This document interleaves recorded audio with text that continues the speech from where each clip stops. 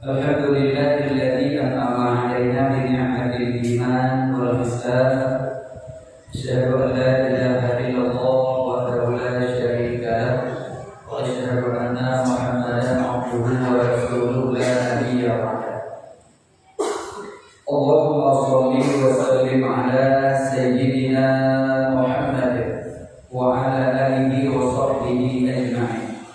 Ya ayyuhan nas ittaqullaha haqqa tuqatih wa la tamutunna illa wa antum muslimun.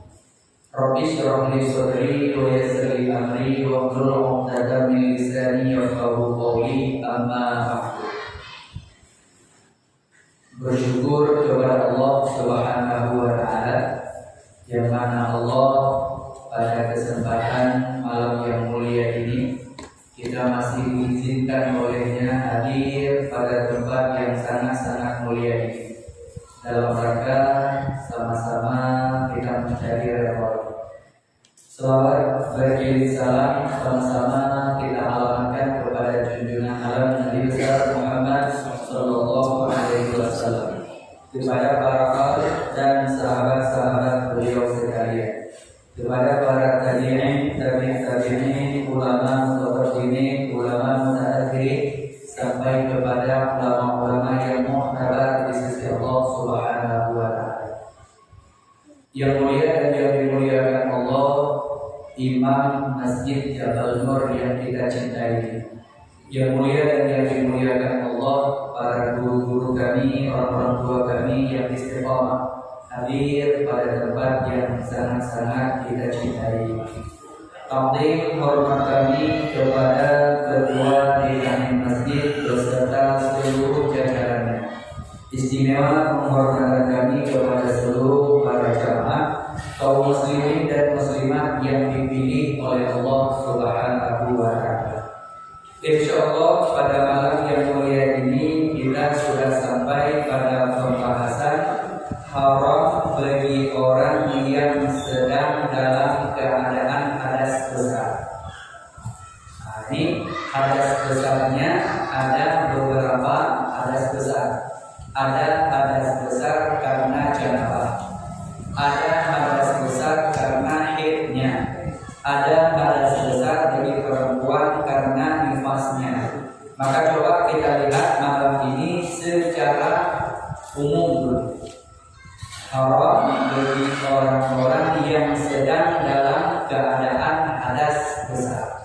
Bersumber di dalam kitab Bidayatul Muqtadin pada halaman 29 pada pasal yang pertama dari atas tentang pembahasan masalah haram bagi orang-orang yang sedang dalam hadas besar.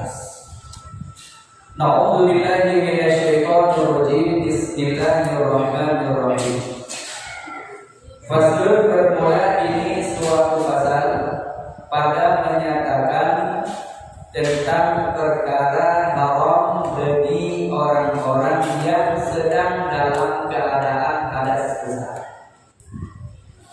Maka adapun bermula haram bagi seseorang yang sedang dalam keadaan hadas besar tersebut ada 8 perkara. Ini ijmaliyah. Andai kata nanti ada guru kita yang menjelaskannya haram bagi orang yang sedang dalam keadaan hadas besar ada 10. Nah, itu tafsiriyah. Jadi lebih rinci dari ini, tingkat 8 sahaja dibahas, itu sudah kita lepas daripada fardu ain. Nah, tuntutan kita sudah lepas. Kalau 8 perkara ini kita sudah memahaminya. Tapi kalau 8 perkara ini kita belum memahaminya, berarti kita sebagai seorang suami belum lepas tuntutan terhadap diri kita dan terhadap ahli kita. Makanya jangan mimpi di akhirat dapat syafaat Rasulullah. Nah, ini kita harus ingat benar-benar bahwa di akhirat nantinya ada 3 rombongan manusia yang tidak mau diberikan syafaat oleh Rasulullah. Salah satu asya'a fid dunya la li syafa'atin Nabi sallallahu alaihi wasallam. Ada 3 rombongan manusia nanti di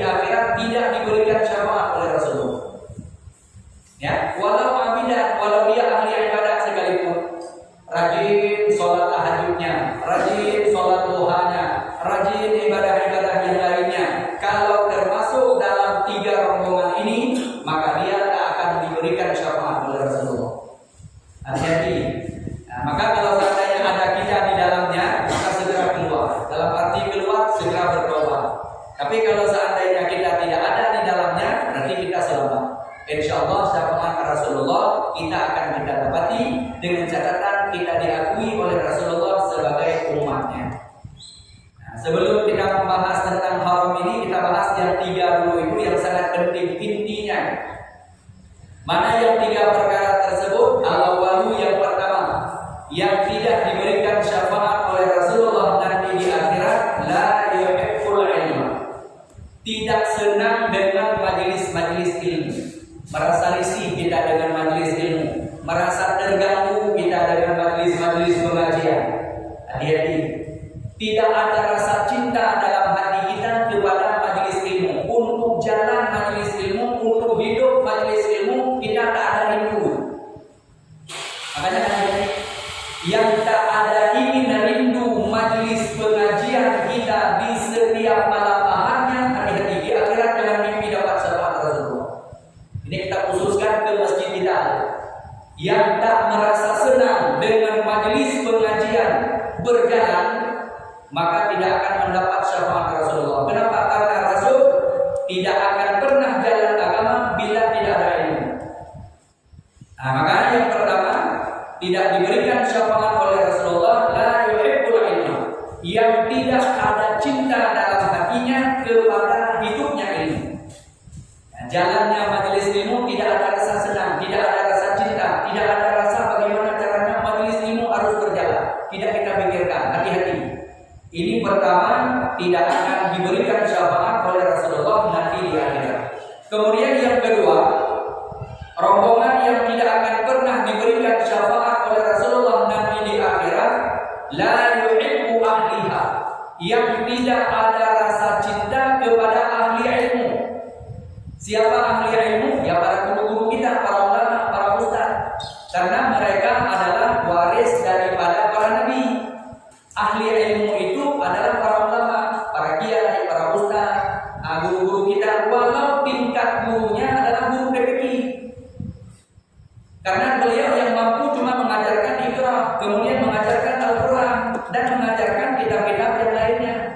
Yang intinya itu adalah merupakan guru-guru kita yang akan mengajarkan anak-anak kita, bahkan mengajarkan kita.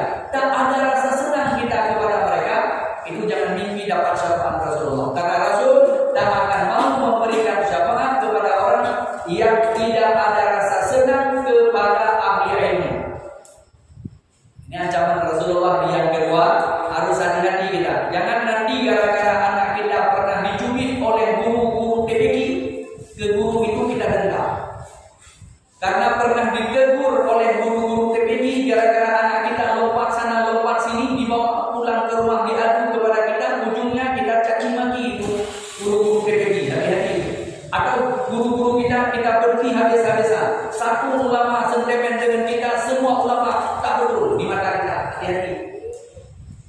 Tidak akan mendapatkan syafaat Rasulullah karena Rasul tidak akan mau memberikan syafaat kepada orang yang tidak cinta, tidak senang kepada ahli ilmu. Yang kedua. Kemudian yang ketiga, rajulun, laki-laki, la yuhibbu ahliha, yang tidak cinta kepada ahlinya. Siapa ahlinya? Laki-laki yang tidak cinta kepada ahlinya, dalam arti tidak ingin selamat istri dan anaknya dari api neraka. Di dunia, oke, dia cinta apapun yang dia minta, dia beli. Minta handphone dikasih, minta motor dibeli, minta semua dikasih. Tapi untuk akhiratnya, apa yang dikasih? Kasih untuk dunia bersifat sementara saja, tapi kasih untuk akhiratnya adalah ilmu. Maka bila ada seorang suami, ada seorang ayah tidak sayang kepada anaknya, berarti dia tidak mengajari anaknya adalah menuntut ilmu. Maka apabila ada orang tua yang tidak menuntut ilmu anaknya, menyuruh anaknya menuntut ilmu termasuk dirinya, berarti dia menentang satu ayat Allah. Padahal Allah memanggil ya ayyuhalladzina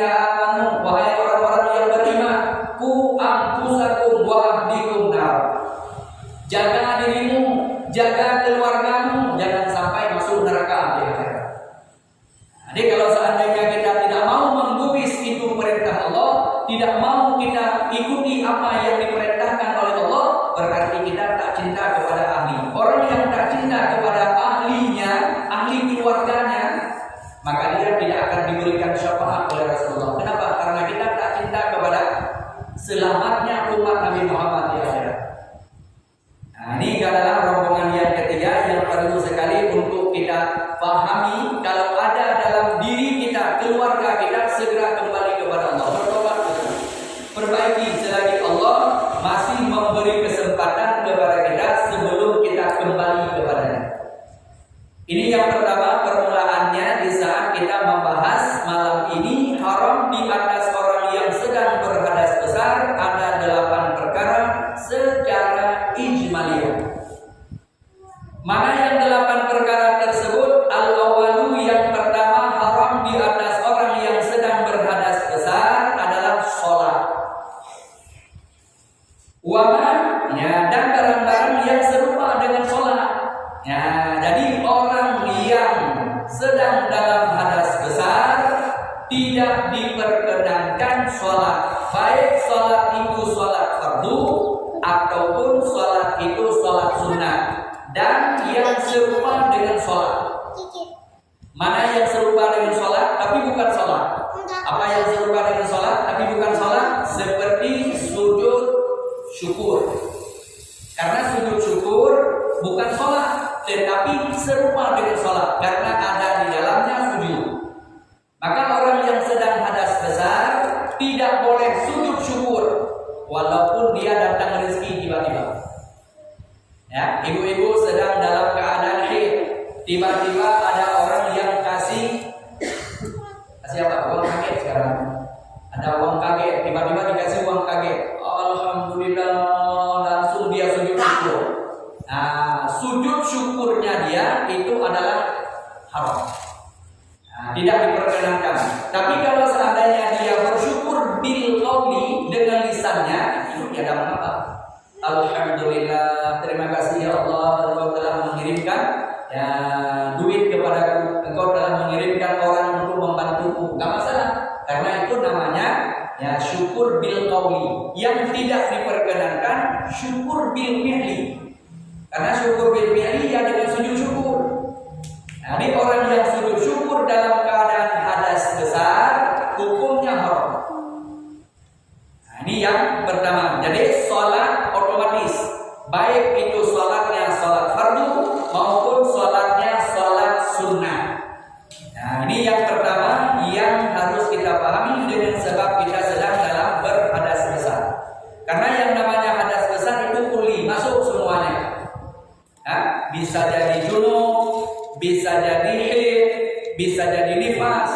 Nah, itu adalah merupakan kullu, masuk semuanya dalam kategori hadas besar.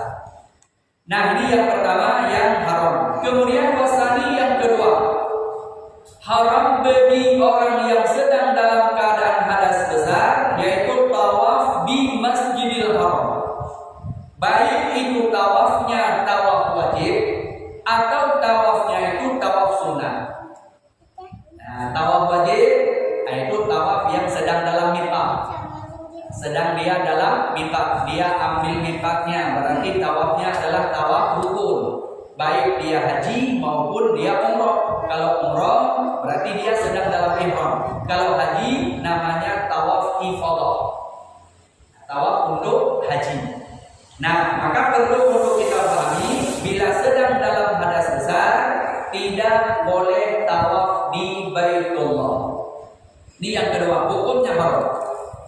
Kemudian wasalisu yang ketiga, haram bagi orang yang sedang dalam keadaan hadas besar membaca khutbah Jumat. Nah, ini seorang khatib lupa mandi wajib namanya. Karena malam Jumatnya kan ada sunnah. Kan malam Jumat rupanya nggak ambil malam, ambil hari. Sesudah sholat subuhnya nggak pergi kemana-mana, kebetulan libur kerja. Ya, ujungnya dia ambil sunnah itu. Sesudah dia ambil sunnah itu, tiba-tiba dia kena khatib Jumat.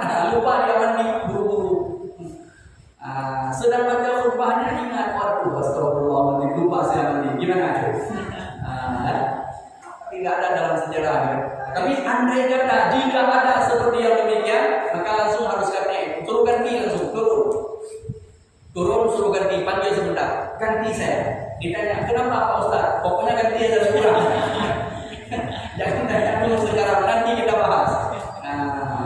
Ganti dulu. Nah, ini penting untuk kita pahami. Jadi yang ketiga, haram bagi seorang yang sedang dalam hadas besar membaca khutbah Jumat, karena khutbah Jumat itu satu perintah yang wajib. Andai kata kita tidak ada air wudu, tidak ada air misalnya, dengan tayamum, maka seorang khatib yang baca khutbah sesudah baca khutbah turun dari mimbarnya, dia tidak boleh sholat dulu. Tidak boleh sholat dulu, dia harus tayamum balik untuk sholatnya. Tadi baca khutbahnya, tayamum untuk khutbah, kemudian tayamum selanjutnya untuk sholatnya. Nah, tapi kalau wudu nggak masalah, sekali wudu beberapa fardu pun, ribuan fardu pun boleh dilaksanakan. Kalau tayamum itu cuma bisa menyelesaikan satu fardu saja. Nah, maka tidak boleh, ya, hukumnya haram bagi orang yang sedang dalam keadaan hadas besar, yaitu membaca khutbah Jumat. Yang ketiga. Kemudian yang keempat, menjabat Al-Quran. Makna menjabat itu pegang. Nah, ini namanya pegang, ini namanya menjabat. Makanya bagi seorang perempuan yang sedang dalam datang bulannya tidak boleh memegang Al-Quran atau tidak boleh memegang mashaf. Yang namanya mashaf, ya, adalah Al-Quran atau disebut dengan suhuf. Kalau mashaf kumpulan daripada suhuf, itu namanya mashaf. Tapi kalau suhuf itu lembaran. Satu lembar saja yang tulisannya Al-Quran, bagi ibu-ibu yang sedang dalam datang bulannya tidak boleh memegangnya. Ya, apalagi Al-Quran yang disebut dengan, ya, mashaf. Kalau mashaf kumpulan daripada suhuf. Suhuf itu lembaran dikumpul jadi mashaf. Nah, maka ini penting untuk kita pahami. Yang keempat, menjabat mashaf. Ya, ini haram bagi orang yang sedang hadas besar. Hadas besar termasuk haid, nifas, junub. Itu hadas besar. Yang keempat. Kemudian wal khamisu, yang kelima, menanggungnya Al-Quran. Pegang belum tentu menanggung, tapi menanggung itu sudah pegang. Karena ini namanya menanggung. Kalau ini namanya pegang. Ini kita pegang. Dipegang namanya. Ya, menyentuh, megang, itu adalah merupakan belum tentu kita nanggung. Tapi kalau yang namanya nanggung seperti ini, nah, ini namanya kita nanggung namanya. Kita sudah menanggungnya. Maka menanggung satu haram. Nah, ini yang kelima, menanggungnya Al-Quran atau menanggungnya mashaf atau menanggungnya suhuf, itu juga hukumnya haram. Yang kelima. Kemudian wasulus, yang keenam, ya, yang keenam hukumnya haram bagi orang yang sedang dalam keadaan hadas besar membaca Al-Quran. Nah, makanya ibu-ibu yang sedang dalam keadaan datang bulan jangan baca Yasin. Pergi ke majelis Yasinan silakan, nggak dilarang, nggak apa-apa. Pergi ke majelis Yasinan silakan, tapi sampai di sana jangan dia baca Yasin. Nah, dia duduk saja mendengar kawannya yang membaca, dia dapat pahala. Tapi kalau dia ikut membaca, maka itu satu dosa. Karena memegang satu dosa, menanggung satu dosa, membaca satu dosa. Tapi saya tak pegang Ustaz, tapi saya tak nanggung dulu. Ya, tapi saya baca saja. Nah, baca itu adalah merupakan satu dosa. Ya, bagi orang yang sedang dalam keadaan hadas besar. Jadi haid adalah hadas besar, nifas adalah hadas besar, junub juga hadas besar. Maka tidak boleh bagi orang yang sedang dalam haid membaca Al-Quran. Nah, kecuali, nah ini ada istisnanya, kecuali barang-barang yang diharuskan membacanya seperti membaca Bismillah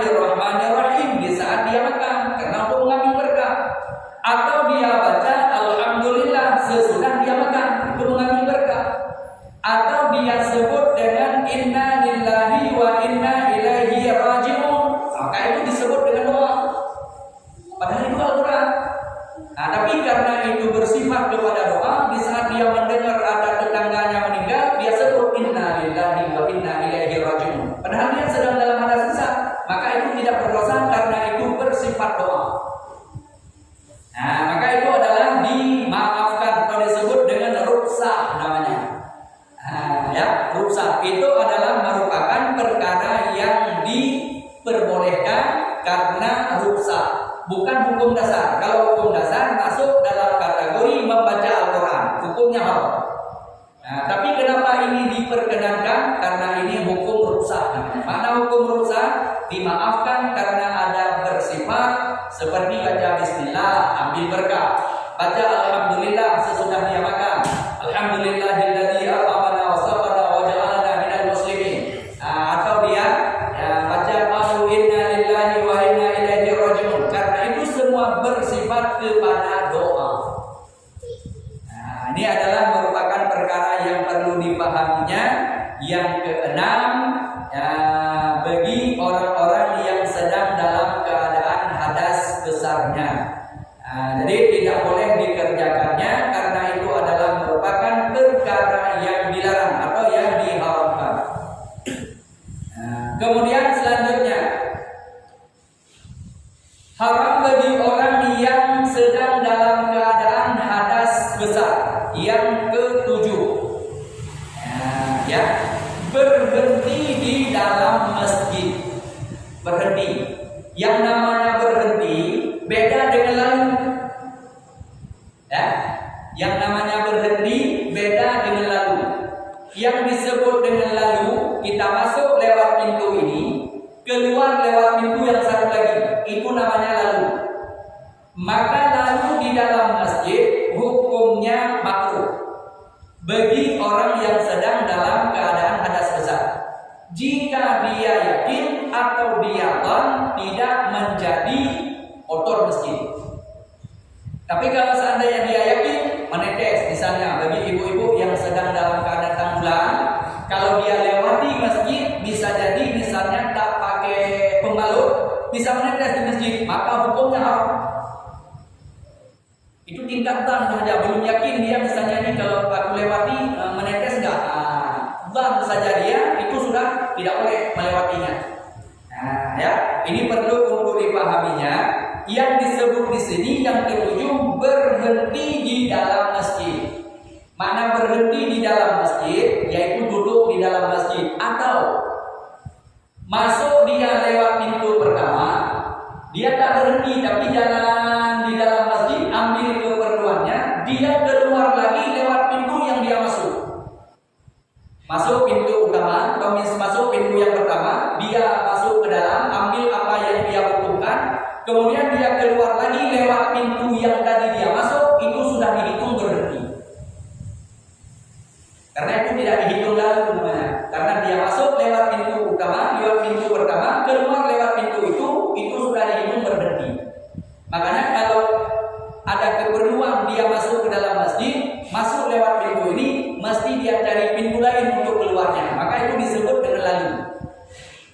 Nah, adapun bagi orang yang sedang dalam keadaan hadas besar, duduk di dalam masjid karena thalabul ilmi atau berhenti di dalam masjid karena thalabul ilmi, menuntut ilmu. Dia sedang dalam datang bulan, dalam haid. Cuman dia ikut dalam majelis ilmu, karena diadakan pengajian di dalam masjid. Ini bagaimana? Maka dibahas.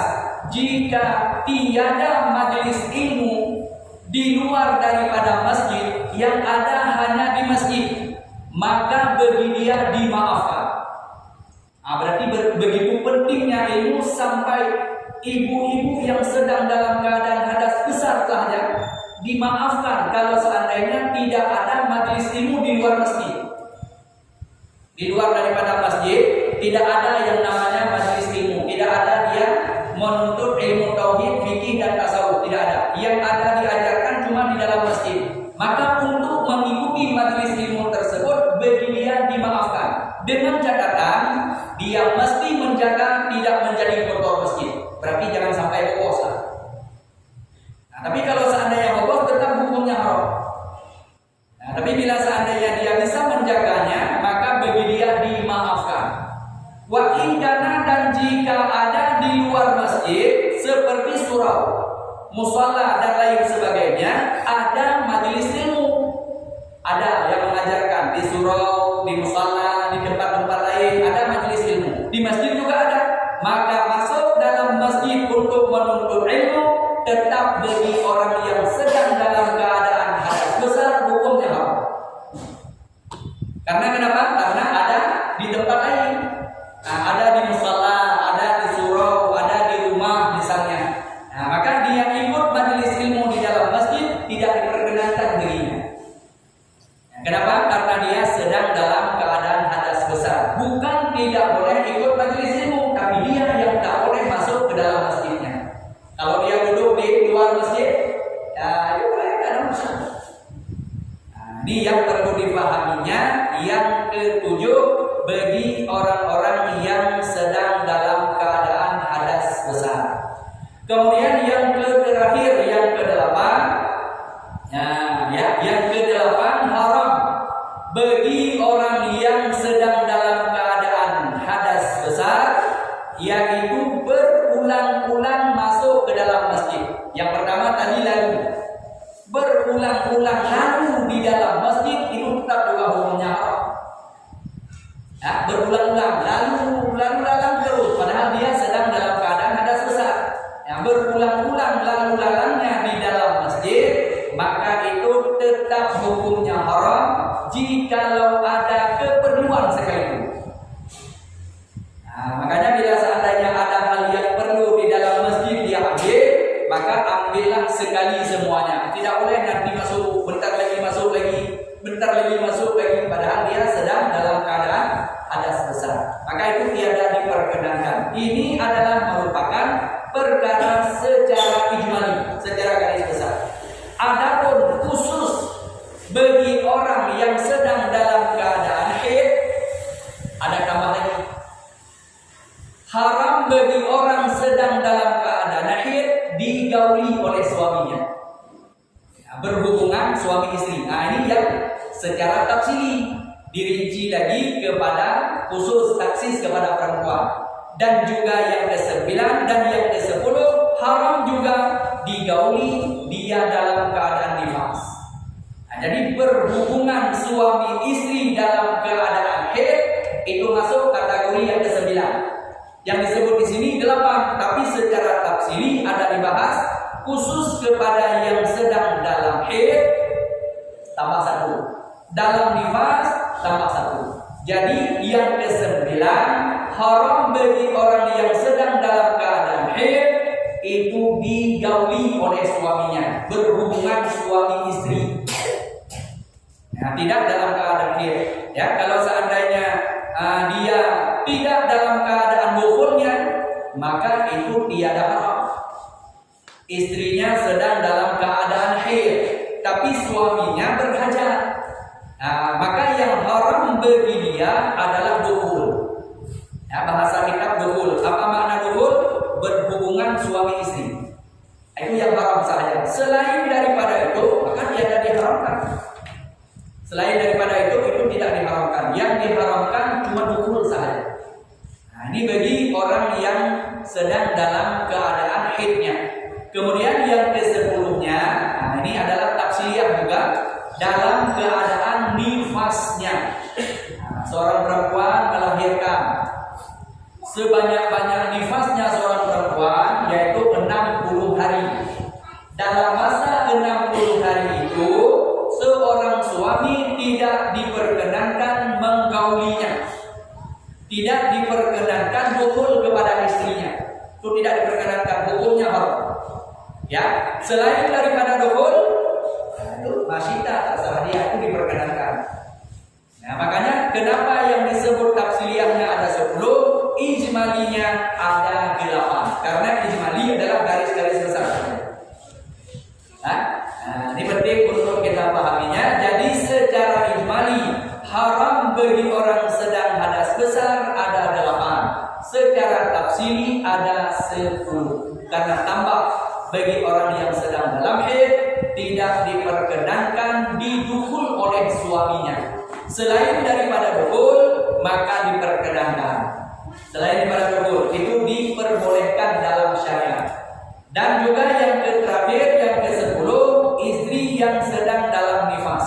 Itu juga tiada diperkenankan, hukumnya haram didukul oleh suaminya. Selain daripada dukul sama diperbolehkannya. Yang tak boleh dukul saja. Nah, dukul itu bahasa Arabnya, tapi bahasa kita berhubungan suami istri. Nah, ini yang haram ya di atas orang-orang yang sedang dalam keadaan hadas besar. Adapun ada pertanyaan. Nah, ini ada satu pertanyaan ya, yang sering dipertanyakan. Seorang istri yang sudah didukul oleh suaminya, seorang istri yang sudah berhubungan suami istri. Sesudah dia berhubungan suami istri, berarti mereka berdua dalam keadaan hadas besar. Ada pertanyaan, kalau dalam keadaan hadas besar, boleh nggak dia dukul balik? Nah, ini pertanyaannya. Kalau seandainya dia bukan dalam masa haidnya, jangankan ditambah sekali, 10 kali pun nggak apa-apa. Kan dilarang. Nah, yang tidak diperkenankan dukul bila seandainya dia dalam keadaan hadas besarnya, haid dan nifas. Nah, itu yang tak diperkenankan. Tapi selain daripada itu, dukulnya dia karena sesudah dukulnya dia junub atau dia hadas besarnya, mau dia lanjut naginya. Nah, ronde ke selanjutnya. Ini bahasa kita kan seperti itu. Ya, mohon maaf nih majelis mulia, tetapi perlu ilmunya. Ya, siapa tahu pengantin baru. Nah, kan nggak masalah, diperkenankan untuk melanjutkannya dengan catatan disunnahkan baginya untuk membersihkan farjinya atau zakarnya. Ya, diperkenankan untuk melanjutkannya yang ke selanjutnya. Nah, seperti itulah gambaran yang perlu untuk kita pahami ilmunya pada malam yang mulia ini. Haram bagi orang-orang yang sedang dalam keadaan hadas besarnya. Sebelum kita tutup majelis kita pada malam yang mulia ini, kita beri kesempatan. Masih ada berapa menit? Berapa menit? Berapa? Bisa berapa? 7:30. Masih ada 10 menit lagi. Ada yang ingin bertanya? Bapak-bapak ada yang ingin bertanya? Ya, silakan ini dulu. Waalaikumsalam warahmatullahi wabarakatuh. Ya, silakan. Nomor 3 tadi. Ya, nomor 3 tadi. Mushaf menjabat Al-Quran. Ya, menjabat mushaf itu menjabat Al-Quran. Yang ketiga, ada urusannya ya. Nah, yang ketiga menjabat mazhab. Ya, hukumnya haram bagi orang yang sedang dalam keadaan datang bulan atau dalam keadaan haid atau dalam keadaan hadas besar, yaitu yang ketiga menjabat. Yang ketiga bukan menjabat, yang keempat menjabat. Yang ketiga adalah membaca khutbah. Yang ketiga, yang keempat menjabat Al-Quran. Ya, menjabat Al-Quran itu pada hukum dasarnya. Tapi bila seandainya dalam keadaan rusak, dalam keadaan uzur, dalam keadaan darurat, itu diperkenankan. Dalam keadaan darurat yang haram bisa dimaafkan. Contoh seperti kita sedang jalan, ternyata kita lihat berserak Al-Quran di jalan. Ada orang yang jahat serak Al-Quran di jalan misalnya, dihampur-hampur lembaran Al-Quran di jalan. Maka walau kita sedang dalam keadaan hadas besar, walau kita sedang dalam keadaan haid ibu-ibu atau dalam keadaan berhadas besar, maka itu adalah dosa. Dimaafkan, turun kutip satu persatu, itu tidak berdosa. Karena kenapa? Karena itu adalah merupakan dalam keadaan darurat. Kalau darurat itu rusak. Yang tidak rusak memindahkan atau berpegang tanpa darurat. Ini contoh misalnya. Ini dan tidak ada terkendala. Nah, kita ambil, nah, maka disebut pegang satu dosa. Pegang belum tentu tanggung kan? Pegang seperti ini pegang. Pegang satu dosa, nanggung satu dosa. Kalau nanggung itu berarti menanggung Al-Quran. Dari ini pindah ke tempat lain. Nah, misalnya lagi bersih-bersih. Nah, yang harus dipindah dari sini harus dipindah ke sana. Padahal dia sedang dalam keadaan hadas besar. Itu tidak boleh pindah dulu. Karena sedang dalam keadaan hadas besar. Atau boleh disuruh pindah sama anak yang belum balik. Nah, pindahnya Al-Quran ini ke tempat itu. Nah, itu bisa karena anak sebelum balik itu boleh pindahnya, boleh pegangnya, tak berdosa. Apalagi mereka sedang dalam keadaan madrasah, dalam keadaan belajar. Nah, ini anak-anak yang kecil-kecil yang belum balik, umur 7 tahun, pokoknya yang belum balik lah. Dia bawa-bawa Al-Quran, nggak tahu itu nggak masalah bagi mereka, nggak berdosa. Nggak berdosa bagi mereka karena mereka dalam madrasah, dalam keadaan belajar. Nah, tapi bagi kita yang sudah balik, bila tidak dalam keadaan daruratnya, tidak boleh kita pegang, tidak boleh kita nanggung, bahkan tidak boleh kita baca. Hukumnya haram, karena haram baca satu bab, haram nanggung satu bab, haram pegang satu bab. Mana ya? Yang ada sajadahnya atau ada lapiknya. Ada lapiknya, bukan itu yang kita pegangnya, bukan Al-Quran yang kita pegangnya, yang kita pegang lapiknya. Kalau yang kita pegang lapiknya, maka bila seandainya lapik saja yang kita pegang tidak berdosa. Tapi kalau kita nanggung, walau ada lapik, tetap kita berdosa. Ini kita nanggungnya ada lapik, ada sajadah, ada lapik yang lainnya lah dari kulit kambing kalau teman-teman dulu kan, atau dari kulit-kulit yang lainnya dibuat untuk ya lapiknya Al-Quran. Ya, maka bila menanggung tetap dosa. Tapi kalau kita pegang saja, maka itu ada khilaf para ulama.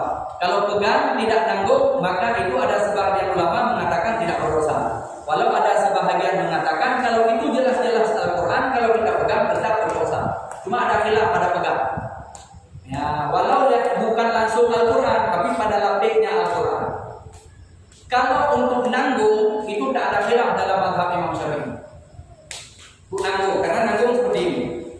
Nah, ini tidak ada khilaf di dalam mazhab Imam Syafi'i menyangkut sedang dalam hadas besar menanggung Al-Quran. Menyangkut dengan baca, ada juga syarah para ulama. Kalau menyangkut dengan baca, ada kalimat-kalimat yang disebut sebagai zikir. Kalau ada kalimat-kalimat yang disebut sebagai zikir, maka itu diperkenankan. Adapun jika ada ustazah yang mengajarkan kepada muridnya Al-Quran, dia sedang dalam khatamullah.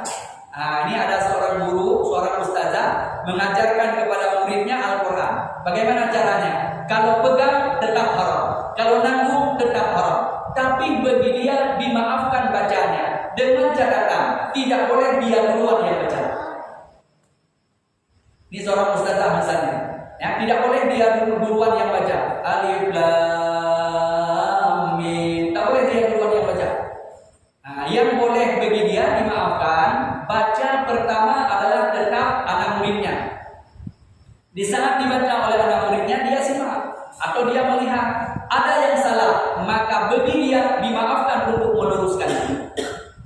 Jadi seorang ustazah mengajarkan bacaan Al-Quran kepada muridnya, dirusakkan baginya untuk meluruskan bacaan-bacaan muridnya. Di saat dibaca oleh muridnya salah misalnya, yang betul seperti ini, dia baca seperti itu, nggak masalah. Itu dimaafkan bagi dia karena dia seorang pengajar bacaan Al-Quran. Ya, kira-kira jelas? Masih ada pertanyaannya? Ya, alhamdulillah. Pak Jo, tadi pertanyaannya apa? Assalamualaikum warahmatullahi wabarakatuh. Waalaikumsalam warahmatullahi wabarakatuh. Katakanlah ada seorang wanita yang nifas tengku. Ya.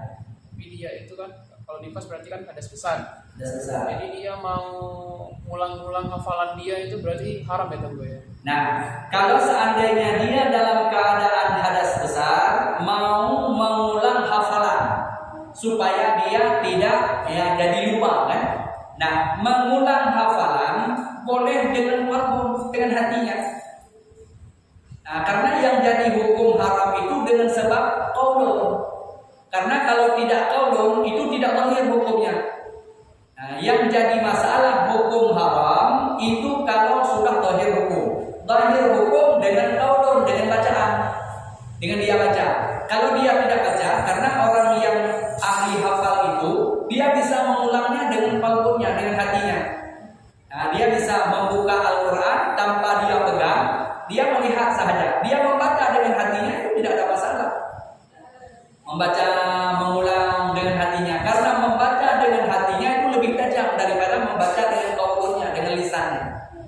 Nah, kalau dia membaca dengan qaulun, maka zahir hukum nahnu nahkumu bizawahir. Zahir hukum sedang dalam keadaan hadas besar, hukumnya haram. Kecuali ada tempat-tempat daruratnya. Itu kalau ada darurat-daruratnya, itu rusak. Kalau sudah tingkat darurat, jangankan baca Al-Quran, ya kan? Yang diharamkan sahaja bisa dirusakkan dia. Jadi hukum rusak itu bukan hukum dasar boleh, tetapi karena daruratnya. Contoh, ya, seperti kita di tengah laut. Ini contoh yang diharamkan tapi dirusakkan. Kita di tengah laut. Nah, sudah terlonta-lonta kita di tengah laut. Makanan tak ada lagi, semuanya tak ada lagi. Yang ada cuma daging yang diharamkan itu di dalam kulkas misalnya. Yang ada cuma daging itu yang ada. Daging apa yang diharamkan? Daging itulah. Pokoknya yang diharamkan. Nah, kalau kita tak makan itu daging, bisa jadi nyawa kita lewat. Karena kita sudah dalam keadaan lapar. Nah, maka bila seandainya sudah dalam keadaan genting seperti itu, maka dimaafkan baginya, yaitu rusak.